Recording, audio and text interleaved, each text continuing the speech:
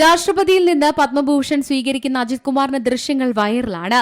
ഈ സമയത്ത് നടി ഹീര രാജഗോപാലിന്റെ വിവാദ ബ്ലോഗ് സോഷ്യൽ മീഡിയ സൈറ്റുകളിൽ വൈറലാകുന്നു. 2025 ജനുവരിയിൽ ആർക്കൈവ് ചെയ്ത ബ്ലോഗ് പോസ്റ്റാണ് ഇപ്പോൾ ഹീര പങ്കുവച്ചത്. 90കളിൽ ഒരു ജനപ്രിയ നടിയായിരുന്നു ഹീര. കമലഹാസൻ, മണിരത്നം, അജിത് കുമാർ എന്നിവരുൾപ്പെടെ കോളിവുഡിലെ നിരവധി പ്രമുഖ നടന്മാരോടൊപ്പം സംവിധായകരോടൊപ്പം ഹീര പ്രവർത്തിച്ചിട്ടുണ്ട്. മലയാളികൾക്കും ഏറെ പ്രിയപ്പെട്ടവളാണ് ഹീര.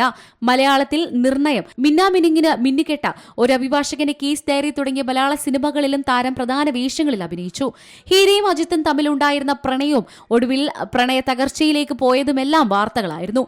ഹീരയുടെ അമ്മ വിവാഹത്തിന് സമ്മതിക്കാത്തതിനെ തുടർന്നായിരുന്നു വിവാഹം നടക്കാത്തതെന്നായിരുന്നു അന്ന് ഉയർന്നു വന്ന അഭ്യൂഹം.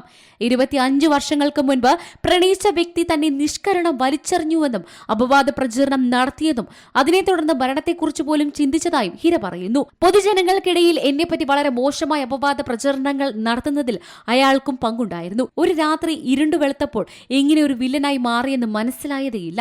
അയാൾക്ക് നട്ടലിന് പരിക്ക് പറ്റി കിടന്നപ്പോൾ മുഴുവൻ സമയവും ഒപ്പം നിന്ന് ശുശ്രൂഷിച്ച തന്നെയാണ് ഒരു സുപ്രഭാതത്തിൽ വലിച്ചെറിഞ്ഞു പോയത്.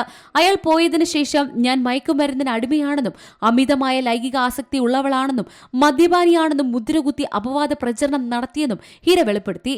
ഈ നടന്റെ ബോധമില്ലാത്ത ഫാൻസ് എനിക്കെതിരെ അപവാദ പ്രചരണവും അസഭ്യവർഷവും ചൊരിഞ്ഞ് എന്റെ അന്തസ്സിനെ ചോദ്യം ചെയ്ത് അപകീർത്തിപ്പെടുത്താൻ തുടങ്ങി. ഒരു അഭിമുഖത്തിൽ അജിത്ത് ഇങ്ങനെ പറഞ്ഞിരുന്നു: ഞങ്ങൾ ഒരുമിച്ച് ജീവിച്ചു, എനിക്ക് അവളെ ശരിക്കും ഇഷ്ടപ്പെട്ടു. പക്ഷെ അപ്പോൾ എല്ലാം മാറി. അവൾ പഴയ ആളല്ല.